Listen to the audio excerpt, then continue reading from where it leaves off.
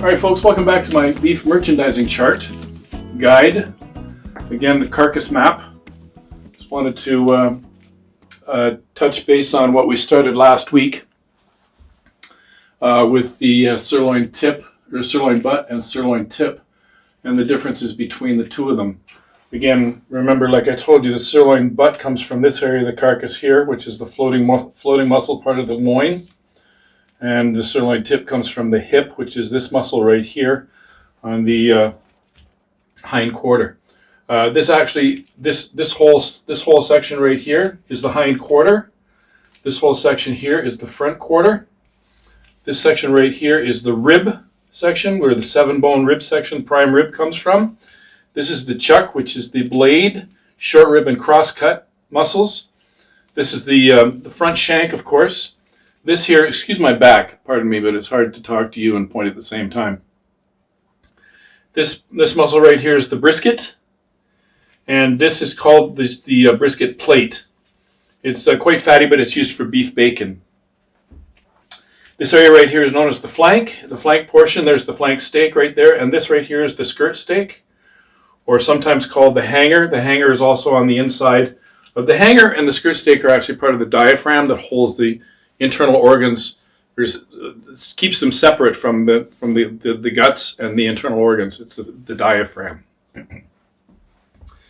So today let's talk about the hip, starting with the sirloin tip, which we already spoke of last week. The sirloin tip whole muscle looks like this. It can be cut into a sirloin tip roast, or it could be cut into sirloin tip steaks, where you could take the eye of it right there, and cut it into eye steaks. It could be fast fry steaks. It could also be whole sirloin tips, marinating steaks, or it could be medallions. Now keep in mind that this muscle comes from right here, and this is part of the hip, which is a very hardworking group of muscles, because they're responsible for support, or they're responsible for mobility. So they're much harder working muscles than these ones. And these ones are hard working muscles as well. This area is considered pot roasts. You got your chuck, which is your blade, your short rib, and your cross cut. And we'll go through that section on another video. But moving forward, again with the sirloin tip, the next muscle we have is the eye of round, which in human anatomy is your hamstring muscle back here, and it's not well marbled at all. It doesn't have any internal fat, so it doesn't really lend itself well to a roast, although it can be roasted. I like to use this for jerky, and or you can use this muscle as a roast. So slice it thin and make sandwiches out of it. Again, you can wrap it in bacon if you so desire, or you can make kebabs out of it, or shish kebabs. For fondue, I wouldn't use it for fondue. It's just not very tender. So I'm going to carry on with a bunch more videos dealing with all these muscles, and hopefully, just based on what I had, the feedback that I got last week from my comparison between the sirloin tip and the sirloin butt, it was favorable, and I figured that most of you, or some of you, or maybe a lot of you, would like to know more about these cuts. So the important thing to remember is that a muscle does not stop and start, or start and stop, on the dotted line on your beef chart.